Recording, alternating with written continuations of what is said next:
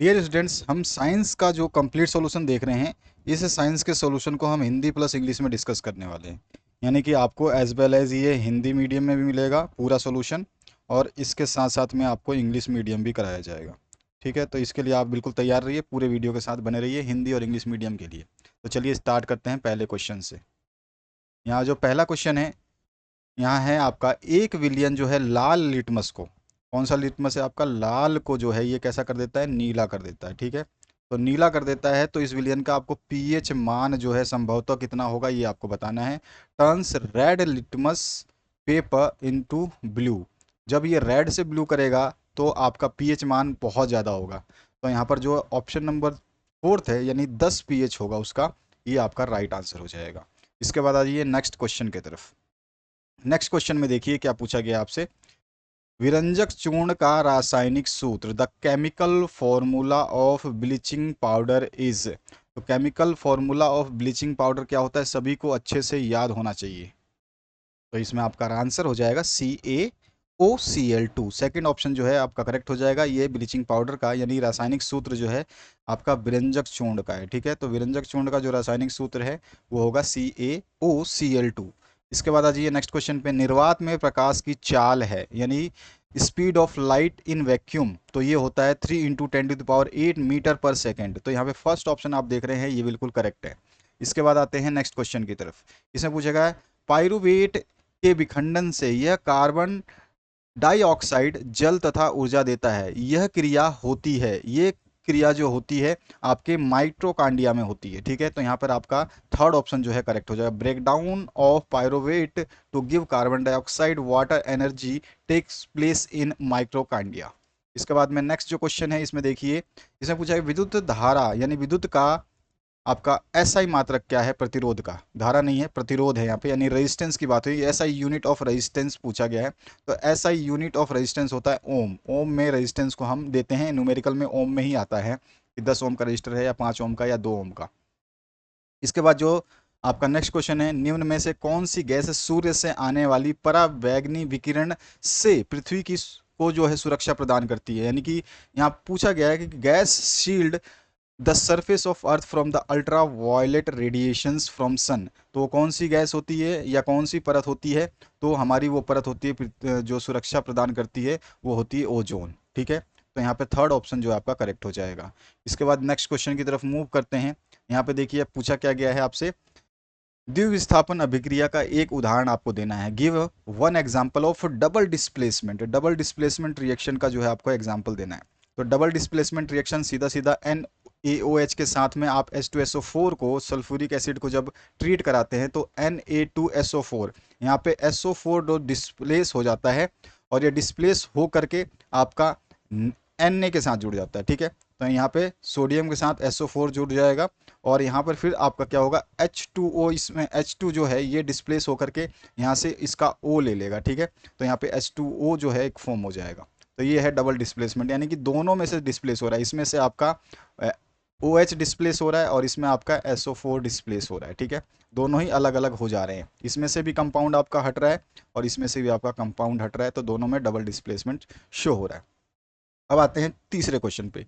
एक गोलीय दर्पण की वक्रता त्रिज्या 25 सेंटीमीटर है, फोकस दूरी क्या होगी। फोकस दूरी का आपको radius of curvature of spherical mirror दे रखा है आपको 25 सेंटीमीटर। ठीक है, तो 25 सेंटीमीटर आपको दे रखा है और आपको बताना क्या है कि इसकी फोकल जो है वो लेंथ क्या होगी। तो फोकल लेंथ का हमारे पास डायरेक्ट फॉर्मूला आता है R/2। हमारे को R कितना दे रखा है, R दे रखा है 25 सेंटीमीटर। हमें F को फाइंड आउट करना है। F को फाइंड आउट करेंगे तो F बराबर होता है R/2, यानी कि रेडियस ऑफ कर्वेचर अपॉन में 2। ठीक है, वक्रता त्रिज्या बटे 2। वक्रता त्रिज्या हमें 25 दे रखी है और बटे में 2 फॉर्मूले में है, 25 को काट देंगे 2 से तो 12.5 सेंटीमीटर जो है हमें फोकस निकालना था वो आ जाएगा। इसके बाद आते हैं नेक्स्ट क्वेश्चन की तरफ। नेक्स्ट क्वेश्चन देखिए, गर्भ निरोधन की किन्हीं दो युक्तियों का नाम आपको लिखना है, कोई भी दो आपसे पूछा गया है। तो बाधा विधि में कॉन्डम, सीधा सीधा आप लिख सकते हैं कि कॉन्डम होता है आपका। ठीक है, दूसरा है पुरुष नसबंदी होती है और दूसरा है महिला नसबंदी जिसको ट्यूबेक्टॉमी कहते हैं। ठीक है, और उसके अलावा जो है कॉपर टी भी यूज़ किया जाता है। ठीक है, इसके अलावा आपका जो है मौखिक गोलियां, जिसको ओरल कॉन्ट्रासेप्टिव पिल्स कहते हैं, वो भी ली जाती हैं। तो ये आपको चारों चीज़ों में से कोई दो चीज़ लिखनी थी। यहाँ पर मैंने इंग्लिश में भी लिखा है, यूज़ ऑफ कॉन्डम्स हो गया, और वैक्सोटॉमी और ट्यूबोक्टोमी जो है फीमेल्स में होता है, ये हो गया। कॉपर टी यूज़ कर सकते हैं। हार्मोनल पिल्स जो होते हैं, ओरल कॉन्ट्रासेप्टिव पिल्स, उनको यूज़ किया जा सकता है। इसके बाद आते हैं नेक्स्ट क्वेश्चन की तरफ। दो चुंबकीय क्षेत्र रेखाएं एक दूसरे को प्रतिच्छेद क्यों नहीं करती है? देखिए, ये पेपर बहुत ही अच्छा बना था और बहुत इजी पेपर बनाया गया था, और इसमें से जितने भी मैक्सिमम क्वेश्चन हैं ये सारे मैंने करवाए थे। ठीक है, अगर आप लोगों ने ध्यान से पढ़ा होगा, ऐसा नहीं है कि केवल मैं लिखूं कि उत्तराखंड बोर्ड को ही पढ़ना है। जैसे ही मैं कोई साइंस का, आपके कोई भी सब्जेक्ट का वीडियो डालता हूं, उसको जरूर देख ले, क्योंकि आपका एनसीईआरटी बेस्ड सिलेबस पूरे हिंदुस्तान में चलता है। तो एनसीईआरटी अगर आप पढ़ रहे हैं, तो आप चाहे किसी भी बोर्ड का पढ़िए, वो सभी क्वेश्चंस जो हैं इंपॉर्टेंट रहेंगे, सभी के सभी आपके लिए इंपॉर्टेंट रहने वाले हैं। तो ये ध्यान रखना, एनसीईआरटी के जितने भी मैं आपको पेपर डाल के देता हूँ, इनको जरूर पढ़िए। तो यहाँ पे दो चुंबकीय रेखा एक दूसरे को क्यों नहीं प्रतिच्छेद करती, कि if magnetic field lines intersect each other, अगर मैग्नेटिक फील्ड लाइन, आपने अगर देखा हो कोई चुंबक जो है वो कुछ इस तरह का आपका चुंबक होगा। ठीक है, यहाँ पे आप बार मैग्नेट बना लेते हैं, इस तरह का आपका बार मैग्नेट होता है, और आपने देखा होगा इस पे जो चुंबकीय क्षेत्र रेखाएं जो हैं इस तरह से आती हैं दोनों तरफ से, साउथ और नॉर्थ पोल पे। बहुत सारी आपने देखे होंगे इस तरह के डायग्राम, ऐसे ऐसे चलती है साइडों में। ठीक है, एक दूसरे को काटेगी नहीं। अभी जो मैं आप देख रहे हो, इस तरह से चलती है, कर्व बनाती हैं इस तरह का, तो एक दूसरे को नहीं काटती हैं।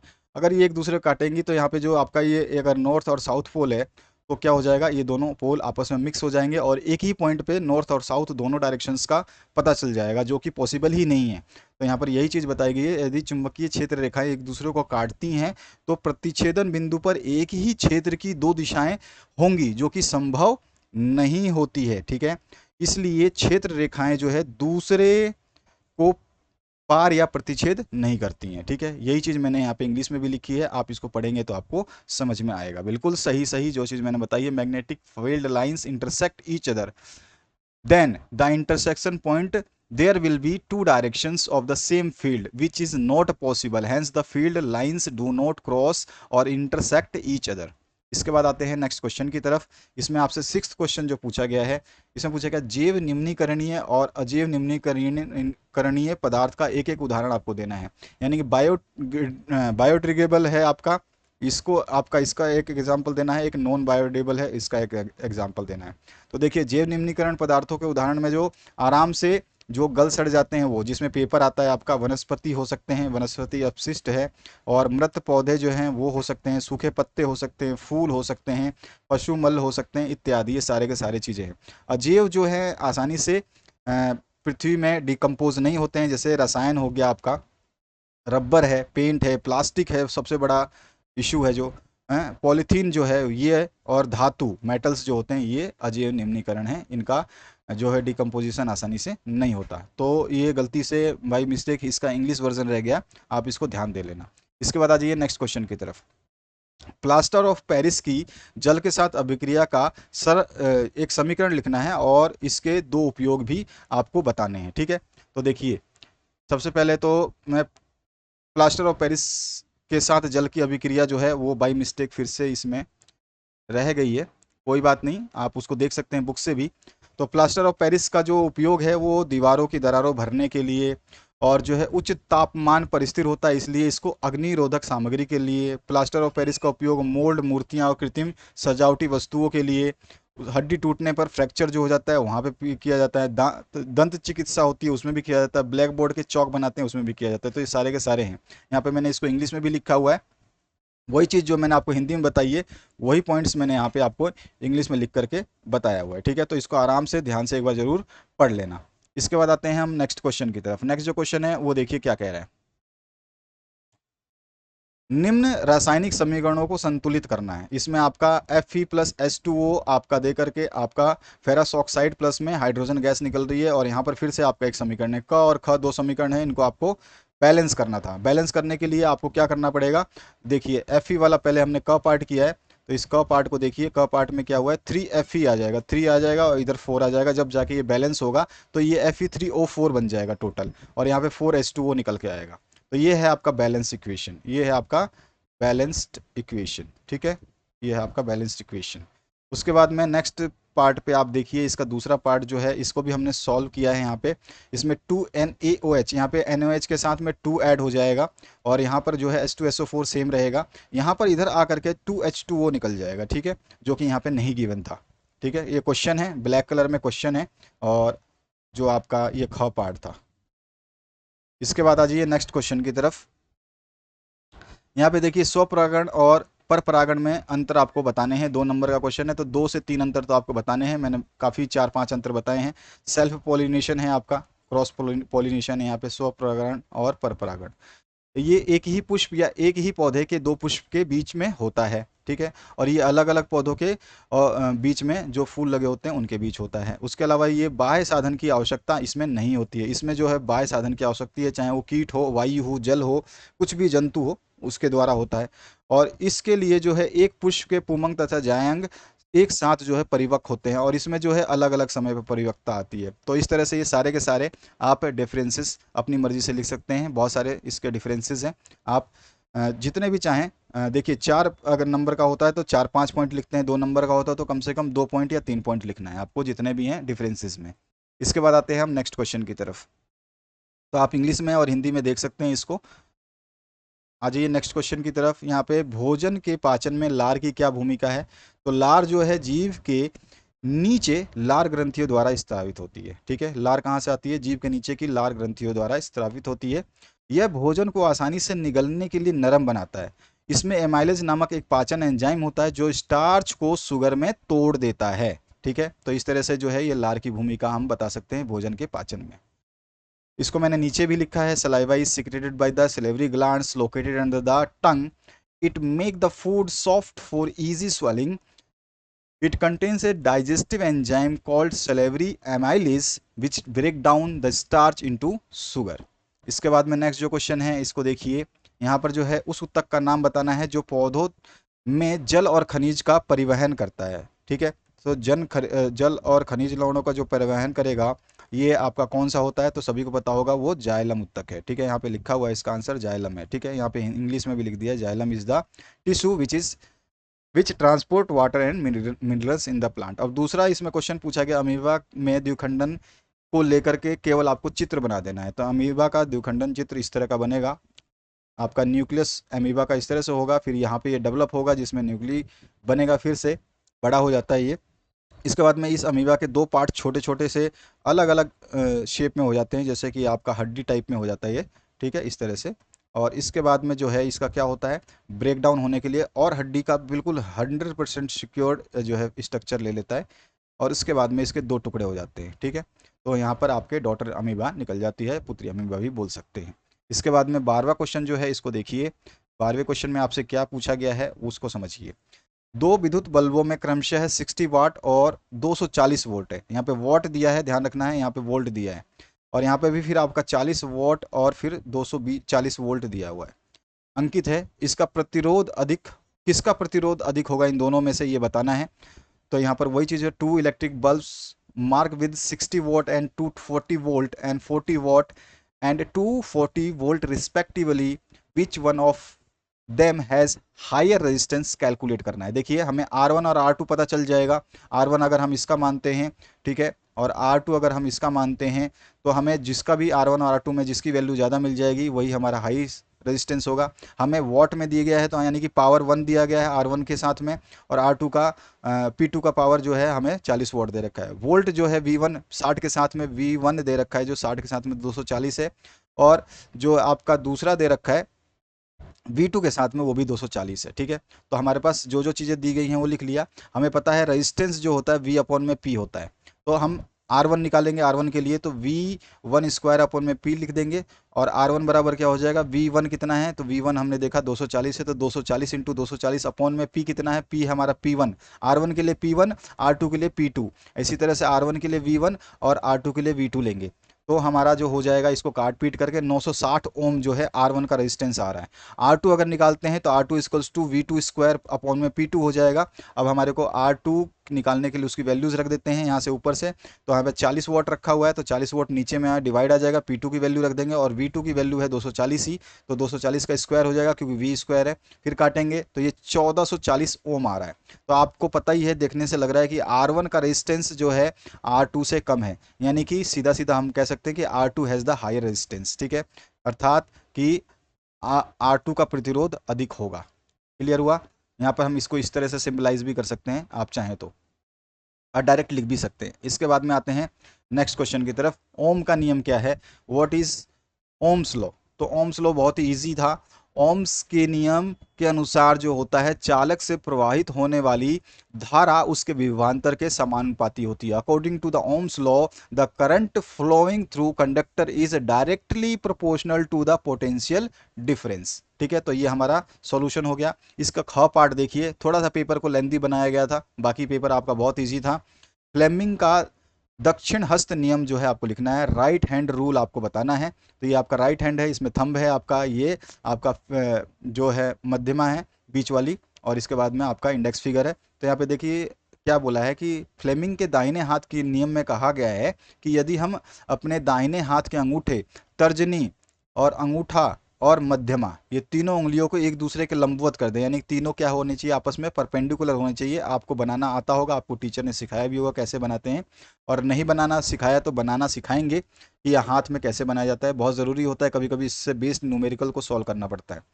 तो जब ये एक दूसरे के लंबवत व्यवस्थित कर देते हैं, तो अंगूठा जो है चालक की गति की दिशा की ओर इशारा करता है, तो ये मोशन की तरफ, यानी कि चालक की दिशा जो होती है उसकी गति का इशारा करता है। और उसके बाद में तर्जनी जो है ये मैग्नेटिक फील्ड यानी चुंबकीय क्षेत्र की दिशा की ओर हमें बताती है कि कैसा मैग्नेटिक फील्ड होगा, किस तरफ होगा। और उसके बाद में जो आपका बचता है तर्जनी उंगली, ये जो हमारा करंट बताती है दिशा की ओर, कि आपका तर्जनी सॉरी मध्यमा उंगली जो है आपको ये बताती है धारा। ठीक है, दिशा किसकी बताती है? करंट की, धारा। तो ये आपका मध्यमा हो गया, ठीक है, और ये होगी तर्जनी, और ये हो गया आपका अंगूठा। तो इस चीज़ को आपको इस तरह से ध्यान रखना है, ताकि अभी कभी लेफ्ट भी पूछ सकता है, राइट भी पूछ सकता है। अलग अलग नियम होते हैं, दोनों हाथों को फ्लेमिंग ने जो है अलग अलग यूज़ किया था। यहाँ पे मैंने इंग्लिश में भी लिखा है, Fleming right hand rule state if we arrange our thumb, forefinger and middle finger to the right hand perpendicular to each other, then the thumb points toward the direction of the motion of the conductor, ठीक है, and the forefinger points toward the direction of the magnetic field and the middle finger points towards the direction of the induced current, या direct current भी आप लिख सकते हो। ठीक है, इसके अलावा फिर आपका नेक्स्ट जो क्वेश्चन है, प्रकाश के अपवर्तन के नियम लिखिए। इसके दो नियम थे, आपतित किरण, अभिलंब तथा अपवर्तित किरण जो है तीनों एक ही तल में होते हैं, पहला नियम। दूसरा नियम जो स्नेल का नियम भी कहलाता है, आपतन कोण की जया और अपवर्तन कोण की जया का अनुपात एक नियतांक यानी कांस्टेंट होता है। यहाँ पे देख सकते हैं साइन आई अपन में साइन आर इक्वल्स टू नियतांक यानी कांस्टेंट है। इसी को हमने इंग्लिश में भी लिखा है, the incident ray, normal and reflected ray all lie in the same plane. और दूसरा है the ratio of the sine of the angle of incidence and the sine of the angle of the refraction is a constant. अब इसके बाद आते हैं next question की तरफ। नेक्स्ट जो क्वेश्चन क्या है इसको देखिए, तो इसमें है आपका, हमें वन एवं वन्य जीवन का संरक्षण क्यों करना चाहिए? दो कारण आपको देने हैं, बहुत सारे कारण हैं, आप दो लिखिए, चार लिखिए, मैंने पांच पांच लिखिए। वन, हमें ऑक्सीजन प्राप्त करते हैं, ये वर्षा का कारण भी है। ठीक है, तो ये क्या है, हमें जो है ऑक्सीजन प्रोवाइड करते हैं, और रेनफॉल के भी ये कारण है। वन मृदा अपरदन को रोकती है, यानी कि मिट्टी के कटाव को, प्रिवेंट सॉइल इरोजन। उसके बाद में वन हमें जो है विभिन्न प्रकार के औषधि, विभिन्न प्रकार के मेडिसिन देती है, और विभिन्न वन उत्पादों का उद्योगों में कच्चे माल के रूप में भी प्रयोग किया जाता है। वन से बहुत सारे मटेरियल निकलते हैं जिनका कच्चे माल के रूप में प्रयोग किया जाता है। और उसके अलावा जो पौधे अपने परागण और बीज फैलाव के लिए जानवरों और पक्षियों पर निर्भर होते हैं, इसलिए इन सभी का संरक्षण करना आवश्यक है। ठीक है, तो इसको मैंने इंग्लिश में भी आपको बताया है, वही चीज़। ये हमें ऑक्सीजन देते हैं और रेनफॉल कॉज करते हैं, प्रिवेंट करते हैं सॉइल इरोजन को। Forest provides us various medicine, और various forest products are used as a raw material in the industries. उसके अलावा plants are dependent on animals and birds for their pollination and seed dispersal. इसके बाद आते हैं next question की तरफ, यह इसी का दूसरा पार्ट, वन्य जीवन संरक्षण का क्या है। तो यहाँ पर देखिए वे प्रकृति के सुसंगत तत्व हैं, ठीक है।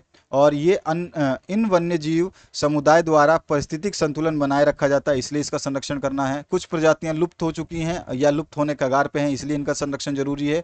और लुप्त प्राय प्रजातियों का संरक्षण किया करना आवश्यक है। और वन्य जीवन को ग्रह पर रहने का समान अधिकार है, इसलिए भी जो है इनका संरक्षण करना आवश्यक है। तो इस तरह से मैंने इसको 5 पॉइंट यहाँ पे भी लिख दिए हैं, तो आप इन 5 पॉइंट को भी नोट कर सकते हैं। इसके बाद आते हैं नेक्स्ट क्वेश्चन की तरफ। अब यहाँ पे देखिए, दो तत्वों x और y के परमाणु क्रमांक जो है 12 और 17 है। तो आपको क्या बताना है, क पार्ट में इलेक्ट्रॉनिक विन्यास कॉन्फ़िगरेशन बताना है, इलेक्ट्रॉनिक कॉन्फ़िगरेशन। उसके अलावा जो है आपका एक्स वाई आवर्त सारणी में कहाँ स्थित है, यानी पीरियोडिक टेबल में कहाँ प्लेस है, ये बताना है। इन तत्वों में कौन धातु है और कौन अधातु, यानी नॉन मेटल और मेटल आपको बताना है। तो देखिए, क पार्ट में सॉल्व कर रहा हूँ, जिसमें इलेक्ट्रॉनिक कॉन्फ़िगरेशन अगर एक्स की लिखते हैं तो एक्स को आपको टोटल देखिए कितना दे रखा है, 12 और 17। तो आपका जो है एक्स तो टोटल 12 है और ये 17 है। तो हम 12 को जो सेल में कंसीडर करते हैं, जो कि आपका 12 वाला जो एलिमेंट है, ये कौन सा है एलिमेंट हो जाएगा, ये हो जाएगा मैग्नीशियम। और 17 वाला जो एलिमेंट है, ये हो जाएगा आपका क्लोरीन। मैग्नीशियम को अगर हम ब्रेक करते हैं कॉन्फ़िगरेशन में, तो पहले एलिमेंट आपका 2 होगा, ठीक है। दूसरे सेल में आपके 8 आ जाएंगे, और लास्ट सेल में बचा हुआ 8 और 2 10, टोटल 12 है। 10 में से 2 बचा तो लास्ट सेल में चला जाएगा। इसी तरह से पहले सेल में जो है आपका क्लोरीन का, इसमें 2 आ जाएगा, दूसरे सेल में 8 होते हैं, आप जानते ही हैं, तो यहाँ पे 8 आ जाएगा। तो टोटल हो गए 10, और आपका टोटल है 17। 10 में से 17 में से 10 गया तो 7 बचा, 7 आपका लास्ट सेल में, थर्ड सेल में आ जाएगा। तो ये हो गया क्लोरीन। तो एक तो आपका मैग्नीशियम है, दूसरा क्लोरीन है, ठीक है, आपको पता होना चाहिए। और इसका ख पार्ट में पूछा गया पीरियोडिक टेबल में कौन सा है, तो दोनों के ग्रुप जो है वो आपके अलग अलग है, लेकिन पीरियड दोनों के सेम सेम है, ठीक है। तो दोनों के दोनों पीरियड 3 से लाई करते हैं, और ग्रुप 2 और 17 है इनका। इसके बाद आ जाइए ग पार्ट में। ग पार्ट में पूछा गया कि कौन सा मेटल है, कौन सा नॉन मेटल। नाम से ही आप देख सकते हैं मैग्नीशियम है, तो ये क्या हो जाएगा आपका मेटल हो जाएगा। और आपका क्लोरीन जो है ये आपका गैसियस फॉर्म में है, तो हम कह सकते हैं नॉन मेटल अधातु हो जाएगी ये, ठीक है। तो यहाँ पर आपका ये हो गया हमारा कंप्लीट सॉल्यूशन। इसके बाद में आते हैं नेक्स्ट क्वेश्चन की तरफ। तो मेटल हो जाएगा एक्स और नॉन मेटल हो जाएगा वाई। इसके बाद में यहाँ पे लिख दिया है मैंने धातु और अधातु। इसके बाद में नेक्स्ट जो है इसका और पार्ट, आधुनिक आवर्त सारणी और मेंडलीफ आवर्त सारणी की व्यवस्था में तुलना कर सकते हैं। तो देखिए, मेंडलीफ आवर्त सारणी आधुनिक आवर्त सारणी को इस तरह से बना लेंगे, और तुलना करनी है, केवल 3 नंबर का है, तो 3 पॉइंट तो कम से कम आपको लिखने हैं। देखिए, इसको परमाणु द्रव्यमान के हिसाब से व्यवस्थित किया गया था आपका मेंडलीफ वाला, ठीक है। और मॉडर्न वाला जो व्यवस्थित किया था, ये आपका बढ़ते परमाणु क्रमांक में किया था, और इसको द्रव्यमान में किया था, ठीक है। इस आवर्त में जो है 8 ऊर्ध्वाधर स्तंभ हैं इसके अंदर, ठीक है। और इसमें 7 आवर्त हैं, ठीक है, और 18 ऊर्ध्वावर्त स्तंभ हैं। इसके अलावा जो है तत्वों के समस्थानिक को सारणी में स्थान ही नहीं मिल सका है यहाँ पर, ठीक है, मेंडलीफ में। और यहाँ पर जो है सारणी में स्थान तो प्राप्त हुआ, क्योंकि उनके परमाणु क्रमांक जो है समान होते थे। और रासायनिक दृष्टि से असमान तत्वों को भी जो है एक साथ रखा गया था, जो कि ये सही नहीं था। और फिर मॉडर्न पीरियोडिक टेबल में जो है अलग अलग भागों में इसको बांट दिया गया था। तो इस तरह से आप इनको देख सकते हैं, यही सॉल्यूशन है आपका। और यहाँ पर भी आप बता सकते हैं, इंग्लिश मीडियम वाले स्टूडेंट्स देख सकते हैं, ये सॉल्यूशन हो जाएगा आपका मेंडलीफ का, और ये हो जाएगा मॉडर्न पीरियोडिक टेबल का। डिफरेंसेस आपके आमने सामने हैं, जो मैंने बताया उन्हीं चीज़ों को आप पढ़ सकते हैं, उन्हीं चीज़ों को आप लिख सकते हैं, ठीक है। इसके बाद आ जाइए 17 नंबर के क पार्ट पे। सहसंयोजी आबंध से आप क्या समझते हैं, मेथेन की इलेक्ट्रॉनिक बिंदु संरचना जो है आपको बनानी है। अंडरस्टैंड बाय कोवलेंट बॉन्ड क्या होते हैं, और इलेक्ट्रॉन डॉट स्ट्रक्चर जो है आपको बताना है। सहसंयोजी आबंध एक रासायनिक आबंध होता है, जिसमें 2 परमाणुओं के बीच इलेक्ट्रॉन के जोड़े जो है साझा किए जाते हैं, यानी शेयर किए जाते हैं इलेक्ट्रॉन के पेयर्स को। A covalent bond is a chemical bond in which pairs of electron are shared between 2 atoms, ठीक है। और जो है हमें इलेक्ट्रॉन बिंदु संरचना यानी डॉट स्ट्रक्चर बनाना था, तो CH4 होता है, तो C और साथ में 4 H लग जाएंगे, हाइड्रोजन लग जाएंगे डबल डॉट के साथ में, ये हो जाएगा आपका डॉट स्ट्रक्चर। इसके बाद में आते हैं नेक्स्ट क्वेश्चन पे, क्योंकि आपका फॉर्मूला क्या होता है, CH4 होता है। अब CH4 आपको किस तरह से करेंगे दिखाएंगे, तो इस तरह से आप दिखा सकते हैं। इसके बाद इसमें ख पार्ट जो पूछा गया, आयनिक यौगिकों का गलनांक उच्च क्यों होता है। तो यहाँ पे पूछा गया है कि ionic compound have high melting points why. तो देखिए आयनिक यौगिकों का जो है उच्च इलेक्ट्रोस्टैटिक बल के द्वारा जो है धनायन और ऋणायन आपस में जुड़े होते हैं, और इस प्रकार कणों को एक दूसरे से अलग करना बहुत मुश्किल हो जाता है, क्योंकि इलेक्ट्रोस्टैटिक फोर्स जो है सबसे ज़्यादा हाईली पावरफुल माना जाता है। जैसे कि मैं आपको बता दूं, आपके ब्लैक बोर्ड पे चौक से लिखना, और चौक जब ब्लैक बोर्ड पे रुक जाता है, ब्लैक बोर्ड तो टेबल की तरह नहीं है, वो तो दीवार पे चिपका हुआ है, लेकिन दीवार पे वो रुक क्यों जाता है, तो वहाँ पे लगता है इलेक्ट्रोस्टैटिक फोर्स। इसके अलावा इलेक्ट्रोस्टैटिक फोर्स का अगर आप नमूना देखना चाहेंगे, तो आप रिमोट से अपने टीवी को ऑपरेट करते हैं, एसी को ऑपरेट करते हैं, तो आप जो है बिल्कुल आप समझ सकते हैं कितना खतरनाक जो है वो फोर्स होता है। और बाकी आप ये भी देख सकते हैं, कभी कभी कंघी करते हैं आप बालों में, तो आपके बाल जो है कपड़ों से या कुछ कागज़ से चिपक जाते हैं, कंघी में चिपक जाते हैं, तो वो वहाँ वहाँ पे भी इलेक्ट्रोस्टैटिक फोर्स जो है वो जनरेट होती है। तो यहाँ पर जो है इसको इंग्लिश में भी हम लिख सकते हैं कि आपका the cation and anion are connected in ionic compound through the high electrostatic force. Thus, it becomes very difficult to separate the particles from one another, which cause the high melting point. इसीलिए उनका melting point जो है high होता है। आगे की बात करें अगर हम 18 नंबर क्वेश्चन पे, तो एक ऐसी अधातु का नाम बताना है, धातु नहीं है अधातु है, अधातु का नाम बताना है जो कमरे के ताप पर द्रव्य होती है। तो अधातु पूछा है, तो अधातु में आपका ब्रोमीन ऐसा एक प्रोडक्ट है जो अधातु है, वो आपका कमरे के ताप पर क्या होता है, लिक्विड के फॉर्म में पाया जाता है। इसके बाद में नेक्स्ट जो क्वेश्चन है, उभयधर्मी ऑक्साइड क्या होते हैं। दो उभयधर्मी ऑक्साइडों का उदाहरण आपको देना है, यानी कि एम्फोटेरिक ऑक्साइड्स क्या होते हैं और एग्जाम्पल्स आपको बताएं। तो उभयधर्मी ऑक्साइड्स जो हैं अम्ल और क्षार दोनों के साथ क्रिया करके लवण और जल बनाते हैं। उभयधर्मी ऑक्साइड के उदाहरण जो है जिंक ऑक्साइड और एल्युमिनियम ऑक्साइड है। ठीक है, इस तरह से आप लिख सकते हैं, यानी कि amphoteric oxides react with both acids as well as alkalis, ठीक है, to form salt and water. ठीक है, और एग्जाम्पल्स में आप लिख सकते हैं जिंक ऑक्साइड, उसके अलावा जो है एल्युमिनियम ऑक्साइड। अब इसके बाद में आते हैं 19 नंबर क्वेश्चन पे।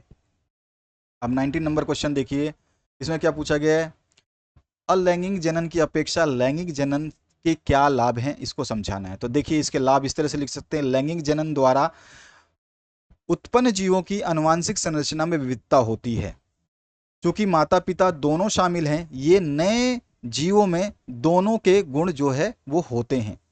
अलैंगिक जनन की अपेक्षा लैंगिक जनन में विभिन्नताएं अधिक सफल होती हैं। लैंगिक प्रजनन द्वारा उत्पन्न प्रजातियां अलैंगिक प्रजनन द्वारा उत्पन्न प्रजातियों की तुलना में अधिक जीवित रहती हैं। ऐसा इसलिए होता है क्योंकि आनुवांशिक विविधताएं उन्हें विभिन्न वातावरण के अनुकूल होने में मदद कर देती हैं। तो ये है अलैंगिक जनन की अपेक्षा लैंगिक जनन लाभकारी क्यों है, ये 4 पॉइंटों से हम समझा सकते हैं। आप इसका इंग्लिश में अगर आप सॉल्यूशन देखना चाहेंगे, तो इंग्लिश में भी आपके ये सॉल्यूशंस हैं, एक बार पढ़ लीजिए, इसको समझ लेंगे आप। इसके बाद आ जाइए नेक्स्ट क्वेश्चन की तरफ। नेक्स्ट जो क्वेश्चन है, इसमें आपको मानव उत्सर्जन तंत्र का जो है आपको साफ साफ चित्र बनाना है, और उसमें आपको किडनी को और यूरेटर को, उसके बाद में यूनरी ब्लैडर को, मूत्राशय को, मूत्रवाहिनी और वक को जो है दिखाना है। यहाँ पर दोनों को मैंने दिखा दिया इंग्लिश और हिंदी में।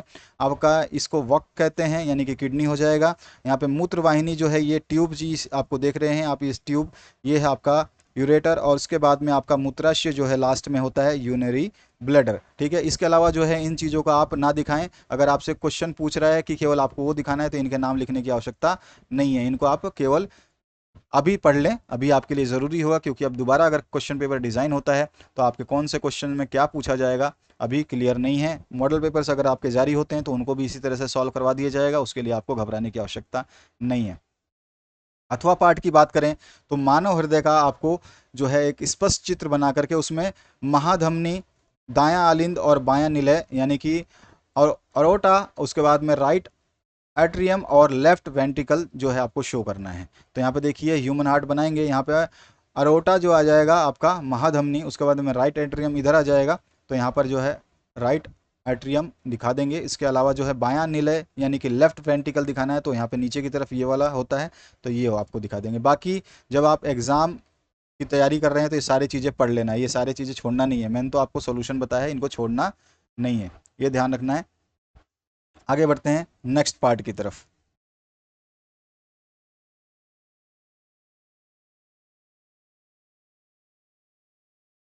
अब आपका 21 नंबर क्वेश्चन है, इसको देख लीजिए। यहाँ पर जो है आपसे पूछा गया है प्रकाश संश्लेषण क्या है। प्रकाश संश्लेषण प्रक्रिया का रासायनिक समीकरण लिखिए। तो प्रकाश संश्लेषण वह प्रक्रिया है जिसके द्वारा हरे पौधे क्लोरोफिल की उपस्थिति में सूर्य के प्रकाश की ऊर्जा का उपयोग करके कार्बन डाइऑक्साइड और पानी से अपना भोजन स्वयं तैयार करते हैं। यानी photosynthesis is the process by which green plants prepare their own food from carbon dioxide and water by using sunlight energy in the presence of chlorophyll. ठीक है, ये बहुत इंपॉर्टेंट है, क्लोरोफिल लिखना बहुत ज़रूरी है। ठीक है, अब यहाँ पे आपका देखिए कार्बन डाइऑक्साइड है, वाटर है और सनलाइट और क्लोरोफिल है, इसकी प्रेजेंस में यहाँ पे देखिए ग्लूकोज बन रहा है और साथ साथ में ऑक्सीजन रिलीज हो रही है। तो इस तरह से इनका जो है प्रोडक्ट तैयार होता है। इसके बाद आ जाइए नेक्स्ट क्वेश्चन की तरफ। इसमें ख पार्ट में पूछा गया एंजाइम क्या है। एंजाइम के कोई एक कार्य जो है आपको बताना है। तो एंजाइम घुलनशील प्रोटीन अणु होते हैं जो कोशिका में रासायनिक अभिक्रिया को तेज कर देते हैं। ठीक है, एक लाइन भी अगर आप लिखते हो तो आसानी से आप जो आपको नंबर मिल जाएगा, क्योंकि एक ही नंबर का ये क्वेश्चन है। और यहाँ पर जो है एंजाइम भोजन के टूटने में मदद करते हैं, ताकि अब क्योंकि इसका कार्य हमें बताना है तो इसीलिए लिखा है। तो एंजाइम भोजन के टूटने में मदद करते हैं ताकि भोजन में उपस्थित पोषक तत्वों को अवशोषित किया जा सके। तो इस तरह से हमारा ये आंसर हो गया। तो यहाँ पे लिखा है enzymes are the soluble protein molecules that can speed up chemical reactions in cell. Enzymes helps with the breakdown of food so that the nutrients contained with the food can be absorbed। उसके बाद में next जो question है, विद्युत motor का नामांकित आरेख बना करके इसके सिद्धांत और कार्यविधि को आपको समझाना है। 3 नंबर का ये क्वेश्चन है आपका। तो सिद्धांत क्या है, विद्युत मोटर विद्युत धारा के चुंबकीय प्रभाव के सिद्धांत पर कार्य करती है। ध्यान रखना है, ये बहुत इंपॉर्टेंट होता है ये वाली लाइन। ठीक है, चुंबकीय प्रभाव। और इसके बाद में जब धारावाही चालक को चुंबकीय क्षेत्र में रखा जाता है, ये धारावाही चालक है, इसको चुंबकीय क्षेत्र N और S के बीच में प्रोड्यूस किया गया है। ठीक है, तो उस पर आरोपित जो बल आरोपित होता है, इस बल की मदद से विद्युत ऊर्जा यांत्रिक ऊर्जा यानी मैकेनिकल एनर्जी में परिवर्तित हो जाती है। अब यहाँ पे देखिए कार्यविधि क्या है इसका। जब आर्मेचर से विद्युत धारा प्रवाहित होती है, ये आर्मेचर है आपका, इस आर्मेचर से जब विद्युत धारा को प्रवाहित करते हैं यहाँ से बैटरी या सेल से जोड़ करके, तो चुंबकीय क्षेत्र में बल आरोपित होता है। चूंकि आर्मेचर के दोनों सिरों पर ए बी तथा सी डी में धारा की दिशा विपरीत होती है। ए बी आपका ये है, अगर ये इस तरफ मूव कर रहा है, इस तरह से ऐसे मूव कर रहा है, तो ये वाला जो है इस तरह से इस तरफ मूव करेगा। ठीक है, तो विपरीत धारा हो गई आपका, एक नीचे की तरफ जा रहा है, एक ऊपर की तरफ आ रहा है, तो ये धारा हो गई। अतः दोनों भुजाओं पर आरोपित बल जो है बराबर किंतु विपरीत दिशा में कार्य करते हैं। इस प्रकार बल युग्म का निर्माण होता है, यानी कि एक आपको वहाँ पे टॉर्क डेवलप होता है।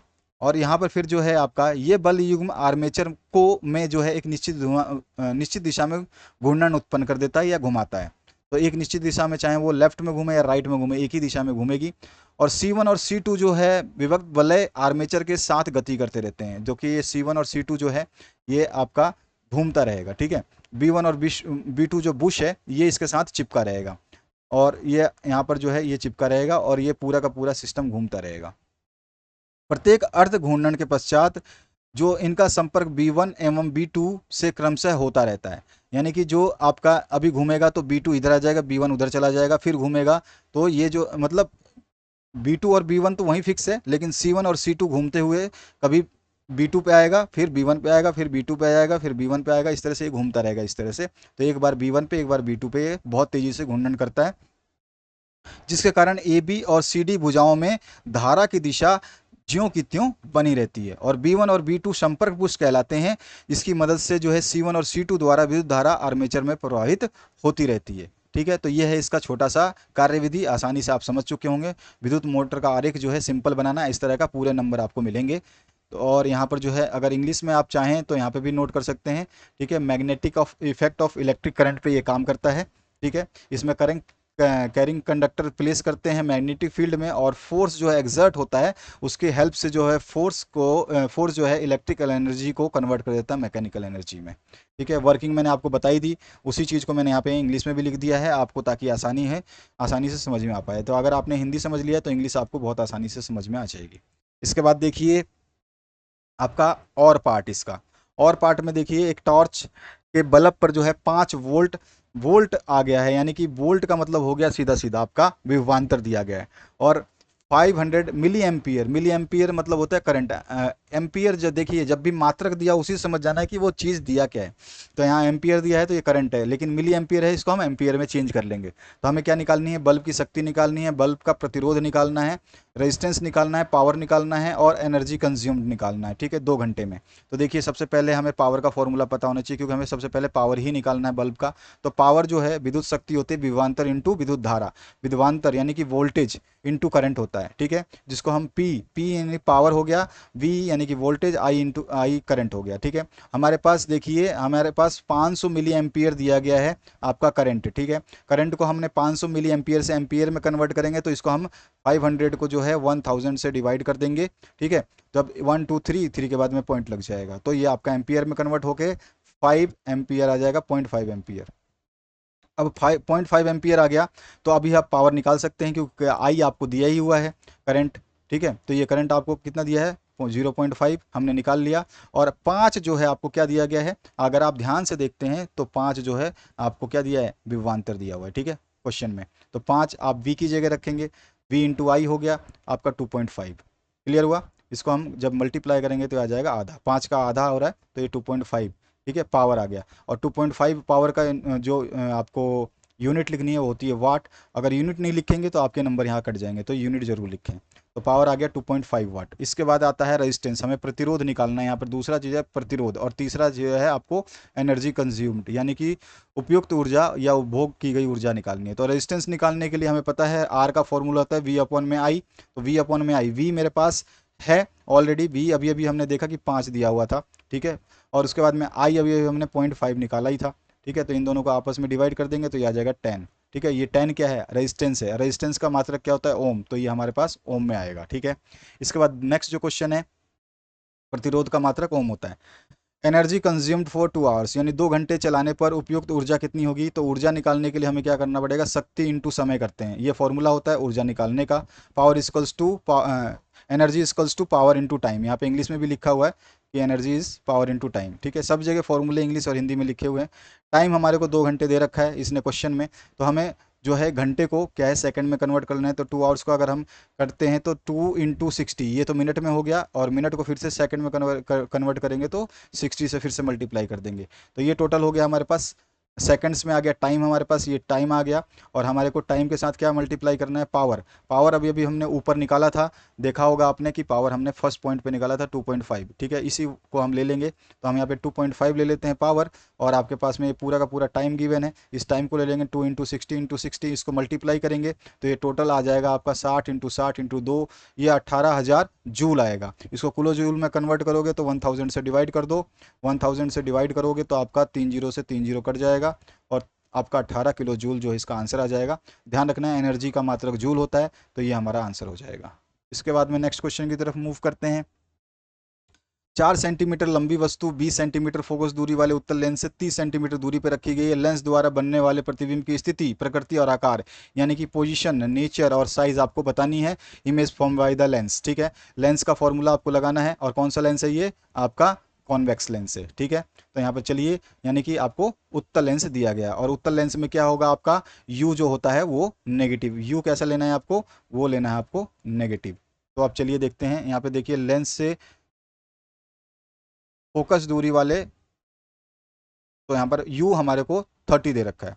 तो देखिए क्या क्या दे रखा है, हमारे को 4 सेंटीमीटर दे रखा है हाइट, ऑब्जेक्ट की हाइट h ले लिया 4 सेंटीमीटर, u हमारा -30 सेंटीमीटर, और f फोकस दूरी इसने 20 सेंटीमीटर फोकस दूरी वाली लिखे है, तो f हमने ले लिया 20 सेंटीमीटर। हमें क्या निकालना है, एक स्थिति निकालनी है, एक प्रकृति निकालनी है, आकार निकालना है, यानी पोजीशन निकालना है, नेचर निकालना है और साइज निकालना है। तीनों को निकाल लेते हैं। सबसे पहले हम पोजीशन की बात करेंगे, तो हमारे पास ये लेंस फॉर्मूला है ही हमारे पास, ठीक है। लेंस फॉर्मूला जो हमारे पास है इसको यूज़ करेंगे, 1/में f equals to 1/v minus 1/में u होता है। तो यहाँ पर जो है f की जगह 20 रख दिया, v हमारे पास है नहीं, v छोड़ देंगे एज इट इज़, u की जगह हमने 30 रखा, और हमें पता है कि यहाँ पर माइनस का साइन है तो ये प्लस का हो चुका है, ठीक है ना। यहाँ पे देखिए ये माइनस का साइन प्लस में कन्वर्ट किया गया है, क्यों, क्योंकि u आपका माइनस में था, तो माइनस माइनस ऑटोमेटिकली क्या हो जाएगा, ये माइनस में था ना, u ऊपर देखिए ऊपर माइनस में है, क्योंकि आपका उत्तल लेंस है, और उत्तल लेंस कॉन्वेक्स होता है। कॉन्वेक्स में क्या होता है, आपके माइनस में u होता है। तो यहाँ पे माइनस में जैसे आप यहाँ पे 1/में v माइनस फिर 1 में -30 रखेंगे तो ये माइनस से माइनस क्या हो जाएगा, प्लस हो जाएगा, इसीलिए डायरेक्ट यहाँ पे प्लस लिखा गया। ये समझ में आ गया आपको। अब इसको डायरेक्ट आपको सॉल्व करना है, 1 में v निकल जाएगा। 1 में v निकालने के लिए इसको सॉल्व करते जाएंगे, एलसीएम वगैरह ले लेंगे और हमारा जो है v आ जाएगा 60 सेंटीमीटर। v आ गया हम पॉजिटिव। अब यहाँ पे देखिए v धनात्मक है, यानी image will be formed beyond centre of the curvature, यानी कि जो v धनात्मक है इसीलिए प्रतिबिंब जो है वास्तविक होगा और लेंस के दाईं ओर बनेगा। ठीक है, तो ये हो गया हमारा आंसर एक। ठीक है, उसके बाद में आपका नेक्स्ट यानी कि राइट साइड बनेगा। इसके बाद में नेचर। नेचर देखिए आपको कैसे पता चलेगा, देखिए यहाँ पर ये v जब पॉजिटिव आया है तो हमारा क्या हो जाएगा, वास्तविक होगा और उल्टा होगा। ठीक है, तो हमारे पे नेचर देखिए, हमको यही देख करके मैंने इसके लिए सेपरेट वीडियो बनाया है कि लेंस से और मिरर से कैसे आप न्यूमेरिकल सॉल्व करेंगे। बाद में फिर और करा दूंगा, दोबारा मैं इस वीडियो को एक और वीडियो बना दूंगा जिसमें आपको इनके न्यूमेरिकल्स, विज्ञान के सारे न्यूमेरिकल्स में करवाने वाला हूँ। ठीक है, तो उसको आप देख लेना, उससे आपको कम हो जाएगा। तो यहाँ पर रियल और इन्वर्टेड आ जाएगा आपका, यानी आपका वास्तविक और उल्टा जो है इमेज बनेगा नेचर का। अब साइज़ निकालते हैं। साइज़ निकालने के लिए मैग्नीफिकेशन निकालना पड़ेगा, आपको सभी को पता है। तो मैग्नीफिकेशन का फॉर्मूला होता है m=v/u।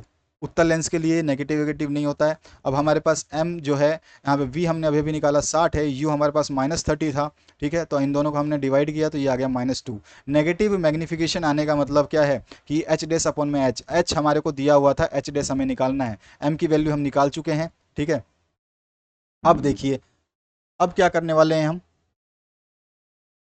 यहाँ पर आपका m की जगह -2, क्योंकि m की वैल्यू हमने निकाल ली है तो m की वैल्यू हमने रख दी यहाँ पे -2, क्योंकि m का फॉर्मूला अब हम यूज़ कर रहे हैं तो -2 रख देंगे। और -2 के फिर हमें h' निकालना है। h हमारे पास गिवन था क्वेश्चन में ही, आपने ऊपर देखा था, मैंने आपको ऊपर दिखा दिया था कि h की वैल्यू 4 दे रखी है। h की वैल्यू 4 दे रखी है, तो हम नीचे चलते हैं। अब यहाँ पर h की वैल्यू इसकी इस फॉर्मूले में h की जगह 4 रख देंगे तो हमारे पास जो है h' की वैल्यू आ जाएगी -8। अब h' -8 आया, यानी कि इन लार्ज और जो है नेगेटिव साइन जो हो बताता है कि हमारा जो है उल्टा इमेज बनेगा। ठीक है, तो यहाँ पर सीधा सीधा हम बता सकते हैं कि h' का ऋणात्मक चिन्ह दर्शाता है कि प्रतिबिंब जो है उल्टा है। ठीक है, बस ये हमें साइज बता देनी थी। ठीक है, तो साइज कैसा है, इनलार्ज है। अच्छा, मैंने ये आपको बताया नहीं, h' जो है आपको देख सकते हैं कि आपका साइज जो है इनलार्ज्ड है, तो यहाँ पे बड़ा बड़ा प्रतिबिंब बनेगा, बड़ा आप लिख देना। अब इसके बाद में आ जाइए नेक्स्ट क्वेश्चन की तरफ। परितंत्र से आप क्या समझते हैं, इसके मुख्य घटकों का वर्णन आपको करना है। What do you mean by ecosystem, describe major components.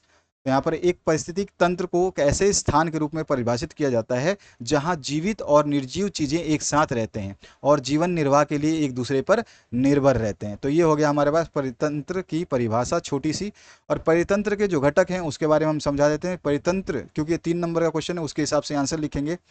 परिस्थिति तंत्र के 2 मुख्य घटक जो होते हैं वो एक जैविक होता है और एक अजैविक घटक होता है।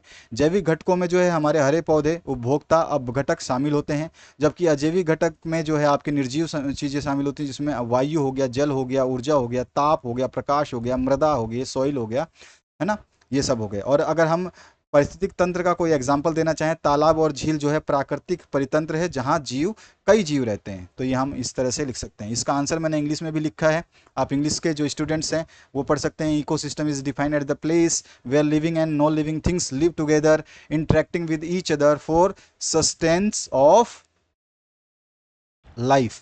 इसके बाद में आप बायोटिक और एबायोटिक जो प्लांट्स हैं, मतलब कंपोनेंट्स हैं, उनको आप यहाँ पे शो कर देंगे।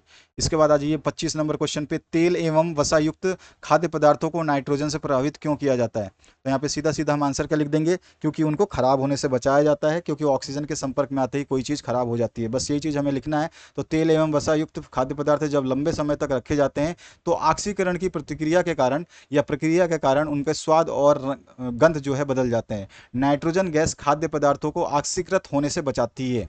नाइट्रोजन गैस से प्रभावित पदार्थ का उपचयन नहीं होता और वह विकृता गंधिता उसमें नहीं आती है, कोई भी ऑर्डर नहीं आता है। यहाँ पर देखिए फॉल ऑर्डर नहीं शामिल होता है, यही चीज़ मैंने इंग्लिश में भी यहाँ पे लिखी है, तो आप इंग्लिश मीडियम के स्टूडेंट्स पढ़ सकते हैं। इसके बाद में आते हैं उदासीनीकरण अभिक्रिया के को उदाहरण सहित समझाना है, यानी कि आपको न्यूट्रलाइजेशन रिएक्शन विद एग्जांपल बता देना है। तो उदासीनीकरण अभिक्रिया बहुत ही सिंपल होती है। अम्ल और क्षार परस्पर अभिक्रिया करते हैं, ये दोनों आपस में अभिक्रिया करके जो है उदासीन कर देते हैं, एक दूसरे को न्यूट्रलाइज कर देते हैं और लवण और जल बना देते हैं, तो उसी को हम उदासीन अभिक्रिया कहते हैं। ठीक है, न्यूट्रलाइजेशन रिएक्शन में acid and base react with each other and neutralise each other and form salt and water. Reactions के थ्रू, क्योंकि यहाँ पे एग्जांपल के साथ समझाना था, तो HCl NOH के साथ में क्रिया करके NaCl प्लस H2O बनाएगा।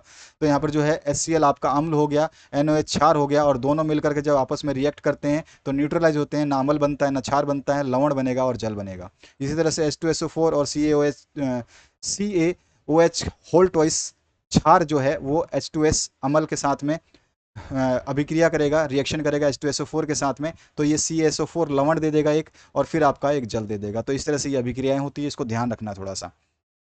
इसका और पार्ट जो है, आधुनिक आवर्त सारणी के प्रथम आवर्त में उपस्थित तत्व, केवल दो ही तत्व होते हैं जिनका नाम हाइड्रोजन और हीलियम है। ठीक है, इसके बाद में आते हैं नेक्स्ट क्वेश्चन की तरफ। तो नेक्स्ट क्वेश्चन में आपसे पूछा गया है कार्बन के दो अपरूप। तो आप जानते ही हैं दो अपरूप में एक हीरा है, ग्रेफाइट बहुत ही कॉमन है, इनको आप लिख सकते हैं डायमंड एंड ग्रेफाइट। इसके बाद में नेक्स्ट जो क्वेश्चन है आपका, सोडियम धातु को मिट्टी के तेल में क्यों डुबो कर रखा जाता है। जानते ही आप सोडियम धातु जो है वो बहुत ज़्यादा क्रियाशील होती है, और ये जैसे ही हवा के संपर्क में या पानी के संपर्क में आएगी ये तुरंत आग पकड़ लेगी, इसीलिए इसको हम मिट्टी के तेल में रखते हैं ताकि ऑक्सीजन और जो है पानी के संपर्क में ना आ पाए।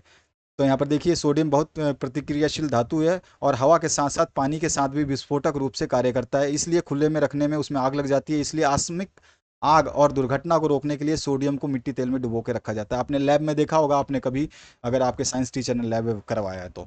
इसके बाद में नेक्स्ट जो क्वेश्चन है, इसका इंग्लिश वर्जन मैंने नीचे लिख दिया है, और जो हिंदी में समझा है वही चीज़ मैंने इंग्लिश में लिखा है। इसके बाद में नेक्स्ट जो है, सक्रियता श्रेणी क्या होती है। तो सक्रियता श्रेणी धातुओं की क्रियाशीलता को अवरोही क्रम में व्यवस्थित करने पर जो सूची प्राप्त होती है उसे ही हम सक्रियता श्रेणी कहते हैं, यानी कि जो अरेंज करते हैं रिएक्टिविटी को, मेटल्स को डिक्रीजिंग ऑर्डर में, ठीक है, डिसेंडिंग ऑर्डर डिक्रीजिंग ऑर्डर में, तो वही रिएक्टिविटी सीरीज कहलाती है। ठीक है, ये चीज़ हमें बताना है, बाकी इसमें कुछ पूछा नहीं है, 1 नंबर का क्वेश्चन था। इसके बाद में नेक्स्ट जो क्वेश्चन है उसको देख लेते हैं। यहाँ पे 26 नंबर पूछा गया, इसका क पार्ट है, क्या होता है जब केवल रासायनिक समीकरण ही लिखना है। तो हमें केवल रासायनिक समीकरण, पहला पूछा है जिंक को सोडियम हाइड्रोक्साइड विलयन के साथ गर्म करते हैं। तो जिंक ले लिया हमने और सोडियम हाइड्रोक्साइड ले लिया, इसको हीट दिया तो हमारे पास सोडियम जिंकेट बनेगा Na2ZNO2 एक्वस में, और उसके साथ में हाइड्रोजन गैस लिबरेट होगी, और ये हमारा इक्वेशन बनेगा। यही इक्वेशन हमें लिखनी थी। इसके बाद दूसरे पार्ट में हमसे फिर से सोडियम बाइकार्बोनेट यानी कि बेकिंग सोडा को गर्म किया जाए तो क्या होगा। तो जब बाइकार्बोनेट का फॉर्मूला आपको याद होना चाहिए, सोडियम बाइकार्बोनेट NaHCO3 होता है। ठीक है, इसको जब हम हीट करते हैं, यहाँ पर हीट हमने दे दिया, तो हीट के थ्रू Na2CO3 यानी सोडियम कार्बोनेट बना देगा ये। ठीक है, बाइकार्बोनेट से कार्बोनेट में कन्वर्ट हो जाएगा, उसके बाद में आपका ये जल देगा, वाटर देगा, और उसके बाद में कार्बन डाइऑक्साइड भी देगा गैस के रूप में। तो यहाँ पे 3 रिएक्शंस होते हैं जब हम सोडियम बाइकार्बोनेट यानी बेकिंग सोडा को गर्म करते हैं, हीट करते हैं। इसके बाद आते हैं नेक्स्ट क्वेश्चन की तरफ। रेडॉक्स अभिक्रिया से आप क्या समझते हैं, एक उदाहरण देकर के समझाना है। तो रेडॉक्स अभिक्रिया एक ऐसी अभिक्रिया होती है जिसमें ऑक्सीकरण और अपचयन एक साथ होते हैं। वास्तव में ये दोनों अभिक्रियाएं एक साथ ही चलती हैं या होती हैं। उदाहरण के लिए कॉपर ऑक्साइड और हाइड्रोजन की अभिक्रिया कर सकते हैं। तो CuO और H2 को हम जब करते हैं तो O जो है डिस्प्लेस होकर के ऑक्सीजन के साथ में जो क्या होता है, ये गेन कर लेता है। तो ये redox reaction is a reaction in which oxidation and reduction takes place simultaneously, और in fact both these process takes place. और इसके बाद में एग्जांपल मैंने बताया कॉपर ऑक्साइड और आपका हाइड्रोजन है। तो यहाँ पे कॉपर ऑक्साइड के साथ में हाइड्रोजन को ट्रीट कराया तो कॉपर आपका सेपरेट हो जाता है। ठीक है, यहाँ पर आपका और हाइड्रोजन के साथ में आपका ऑक्सीजन जुड़ जाता है जो कि वाटर फॉर्म कर देता है। इसके बाद 27 नंबर क्वेश्चन देखिए, मानव में बच्चे का लिंग निर्धारण कैसे होता है। बहुत ही सिंपल सा है, माता में केवल X गुणसूत्र होते हैं। ठीक है, उनमें केवल X ही होते हैं, लेकिन बच्चे का लिंग निर्धारण उसके पिता के द्वारा ही होता है। ठीक है ना, तो पिता के जो गुणसूत्र होते हैं उसी के प्रकार से निर्धारित होता है कि जब X गुणसूत्र अगर पिता से मिलता है, क्योंकि माता के पास तो X ही है और पिता से भी X मिल गया। माता के पास X था, ये देखिए मैं अब यहाँ पे आपको बता दूं, माता का X था और पिता से भी इसमें प्लस X मिल गया। ठीक है, तो हमारे पास जो है XX आ गया। ठीक है, तो XX आ जाने से हमारे पास जो है वो क्या होगा, लड़की होगी। ठीक है, तो यहाँ पर मेल ना होकर के फीमेल हो जाएगा।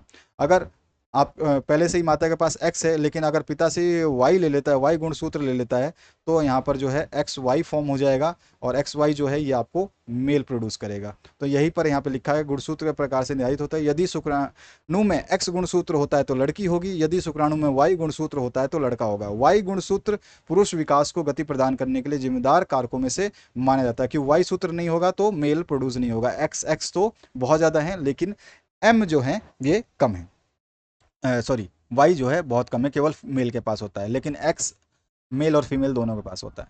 तो यहाँ पर मैंने इंग्लिश में भी इसको लिखा है, ठीक है। इसके बाद में आ जाइए डीएनए प्रतिकृति का प्रजनन में क्या महत्व है, इसको स्पष्ट कर देना है। तो डीएनए प्रतिकृति, एक डीएनए अणु को दो अणु बनाते हैं, इसके बाद डीएनए की प्रतिकृतियां अलग हो जाती हैं। इसके फलस्वरूप एक कोशिका से दो कोशिकाएं बनती हैं। यदि डीएनए की प्रतिलिपि या प्रतिकृति नहीं बनाई जाए तो क्या होगा, कोशिकाओं को सभी आवश्यक जीन प्राप्त नहीं होंगे। इस प्रकार यह वृद्धि एवं प्रजनन के लिए आवश्यक है। इस तरह से आप इस आंसर को लिख देंगे, 2 नंबर पूरे मिल जाएंगे। इसके बाद आते हैं नेक्स्ट क्वेश्चन की तरफ।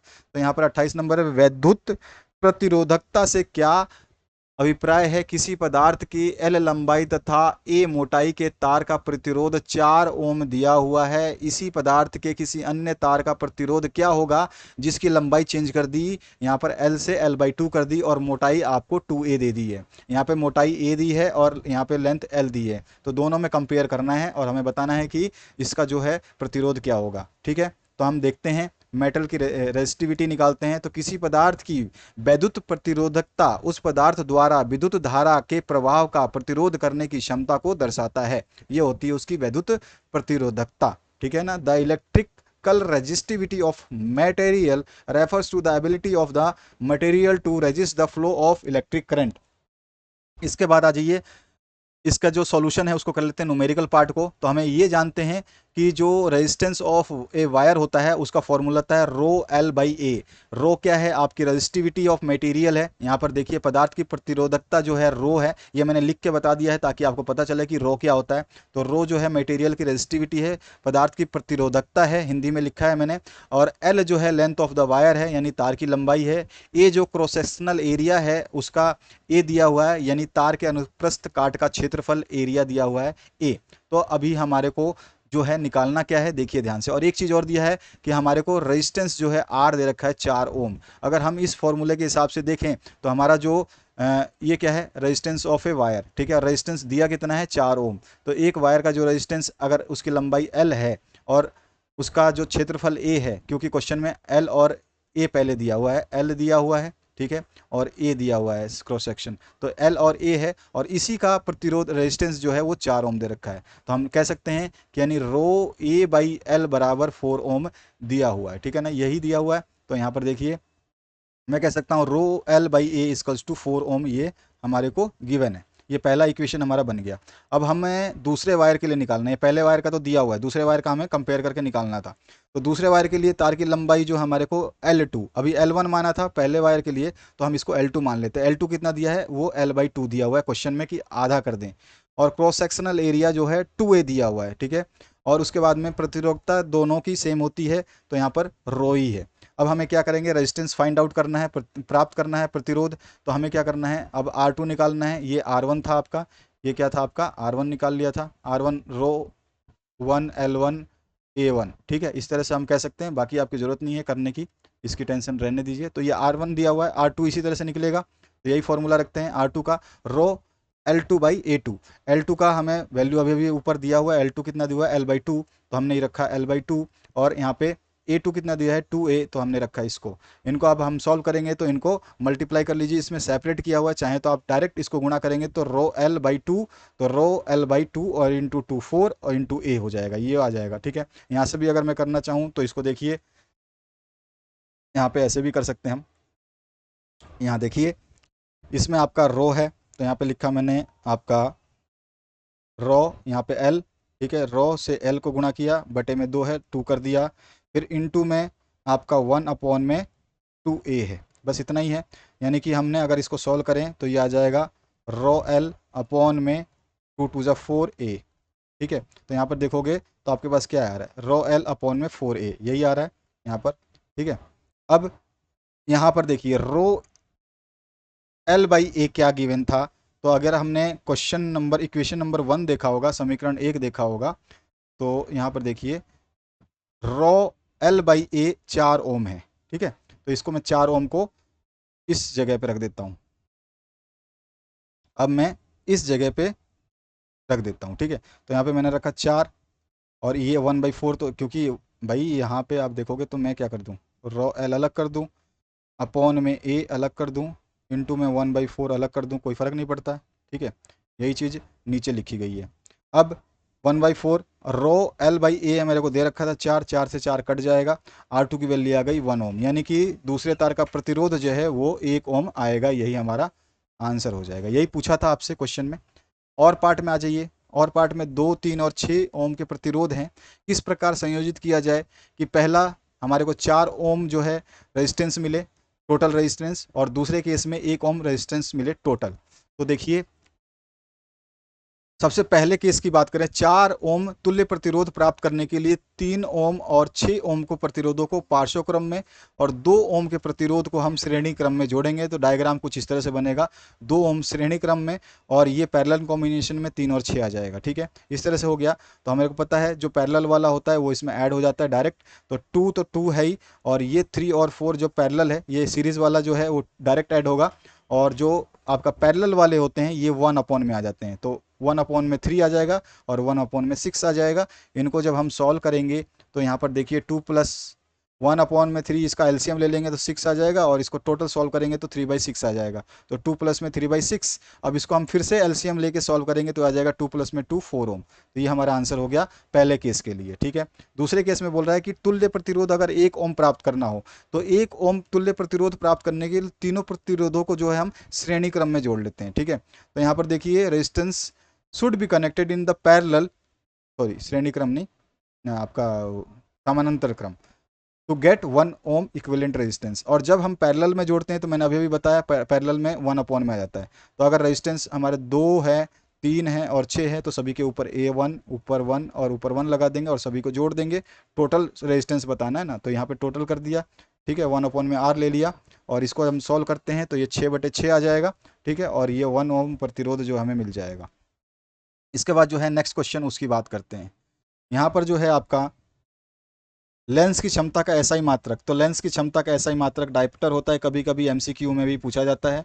लेंस की क्षमता का सूत्र पावर ऑफ लेंस होता है P = 1 अपॉन में F, ठीक है। तो ये बस दोनों चीज़ें पूछी गई हैं, हमने दोनों चीज़ें बता दी। लेंस की क्षमता का सूत्र एवं एसआई मात्रक दोनों पूछा है, क्षमता बता दिया, ठीक है। P इज़ द क्षमता, पावर ऑफ लेंस इसकी क्षमता होती है 1 अपॉन में F, ठीक है।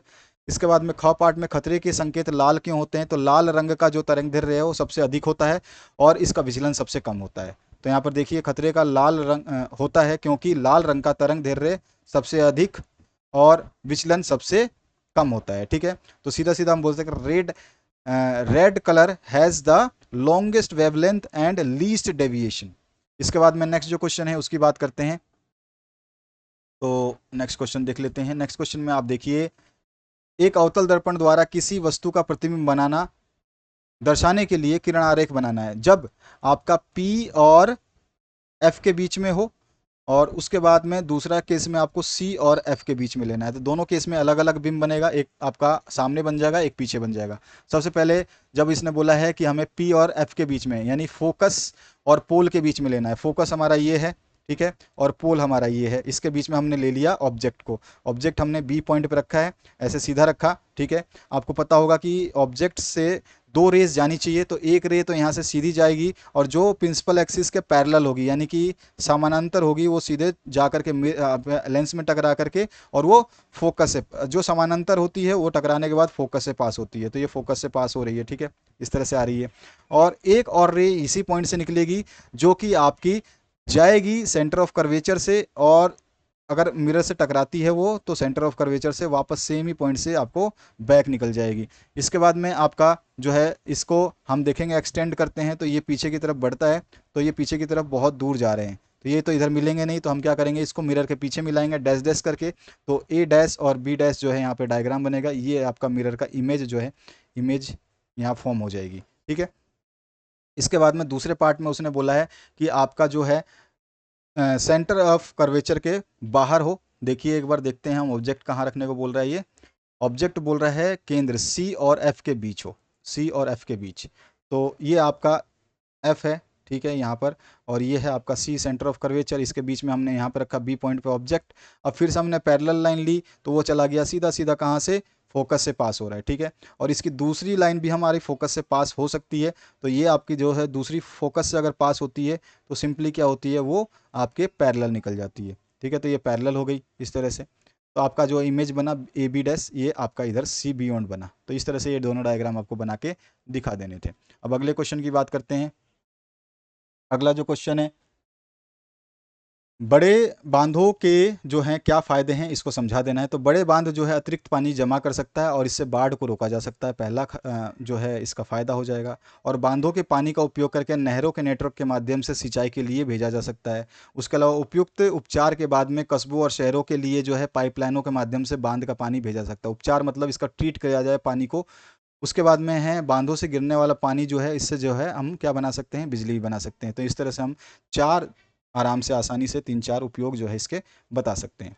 इसके बाद आ जाइए नेक्स्ट क्वेश्चन की तरफ। इसका इंग्लिश में मैंने लिख दिया एडवांटेज ऑफ बिग डैम्स, ठीक है। वही चीज़ जो मैंने ऊपर समझाई है वो आप नीचे देख सकते हैं। पर्यावरण में जो 4 आर जो होते हैं उनको हम क्या बोलते हैं, तो एक को बोलते हैं रिड्यूस, एक को रिसाइकल, एक को रीयूज और एक को रिकवर। हिंदी में बोलते हैं कम उपयोग, पुनः चक्रण, पुनः उपयोग और पुनः प्राप्ति, ठीक है। आर जो हैं वो आपको याद रखने हैं। इसके बाद में नेक्स्ट जो क्वेश्चन है और पार्ट में, हमें अपने संसाधनों के सावधानीपूर्वक उपयोग की क्या आवश्यकता है, ये आपको पूछा गया है। तो हमारे संसाधन जो है सीमित है और इनकी जो है मांग दर बढ़ रही है, इसलिए हमें इसको कंजर्व करना ज़रूरी है। और प्राकृतिक संसाधन के सतत प्रबंधन की आवश्यकता इसलिए है कि आने वाली पीढ़ियां जो है वो भी इसका उपयोग कर सकें, और हमें इन संसाधनों के समान वितरण की आवश्यकता है, यानी कि संसाधन जो है रिसोर्सेस, इनको सभी में समान रूप से बांटा जाए, ठीक है। इसका इंग्लिश वर्जन मैंने दे दिया है, ठीक है, इसको भी आप देख सकते हैं। नेक्स्ट जो इसका ख पार्ट है, इसमें है गंगा सफाई योजना क्या है, यह किस वर्ष प्रारंभ हुई। तो यहाँ पर देखिए गंगा सफाई योजना का उद्देश्य जो है प्रदूषण को कम करना, गंगा नदी में पानी की गुणवत्ता को सुधारना, ठीक है, और घरेलू सीवेज या प्रदूषण से पहचाने गए बिंदु स्रोतों से जहरीले कचरे का उपचार करना था, ठीक है। ये था गंगा आपका एक्शन प्लान, यहाँ पे मैंने इंग्लिश में लिख दिया। और इसके बाद में गंगा एक्शन प्लान जो है 1986 में ऑफिशियली शुरू हुई थी, और गंगा एक्शन प्लान को लॉन्च करने वाले राजीव गांधी थे, तो आपको याद भी होगा। तो ये था आपका पूरा हल। और इसके साथ में आप हिंदी का अगर सॉल्यूशन देखना चाहते हैं तो ऑलरेडी इसके सॉल्यूशंस को बना दिया गया है, कंप्लीट सॉल्यूशन अवेलेबल है, तो इसको आप ज़रूर देख लीजिएगा। बाकी सब्जेक्ट्स आपके टोटल कंप्लीट कराए जा रहे हैं, तो इसके लिए चैनल पर बिल्कुल बने रहें। आपके मॉडल सेट्स अगर जारी होते हैं तो वो भी आपको सॉल्व कराया जाएगा, ठीक है। तो इसके लिए आपको चैनल पे बने रहना है। 2023 का अगर मॉडल सेट आपका बोर्ड अभी तक जारी नहीं करा था, उसने 2020 में और 2021 में और 2022 में अभी तक मॉडल पेपर उसने जारी नहीं किए, पिछले 3 सालों से। उससे पहले उसने जारी किया था। तो अभी देखते हैं आपका बोर्ड कितना मॉडल पेपर जारी करता है या नहीं करता। संभावनाएं बताई जा रही हैं 100% सिलेबस है, तो मे भी ना करे मॉडल पेपर्स जारी। आपका 100% सिलेबस आ रहा है, ये चीज़ आपको बहुत ध्यान रखनी है। सारा बुक आपको ढंग से पढ़ना है, इन क्वेश्चनों को बहुत तरीके से पढ़ना है। आशा करता हूँ इस वीडियो से आप लोगों को हेल्प मिलेगी।